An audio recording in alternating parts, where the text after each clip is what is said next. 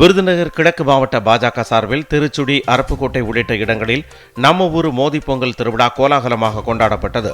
இதில் 100க்கும் மேற்பட்ட பெண்கள் புத்தாடை அணிந்து புதுப்பானையில் பொங்கலிட்டு மகிழ்ந்தனர். இதனைத் தொடர்ந்து நிகழ்ச்சியில் பேசிய பாஜக மாவட்ட தலைவர் பாண்டரங்கன், PM கிஷான் சமான் நிதி திட்டத்தில் அதிமுக ஆட்சியில் 47 லட்சம் விவசாயிகள் பயன்பெற்றனர் எனவும், தற்பொழுது திமுக ஆட்சியில் அது 20 லட்சமாக குறைந்துள்ளதாகவும் தெரிவித்தார். இதற்கு திமுக அரசின் சதிதான் காரணம் என்றும் அவர் குற்றம் சாட்டினார்.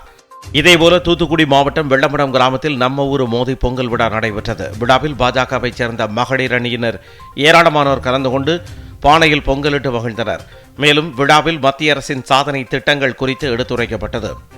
தேனியில் நடைபெற்ற மோதி பொங்கல் விழாவில் ஏராளமான பெண்கள் ஒன்று கூடி பொங்கல் வைத்து மகிழ்ந்தனர்.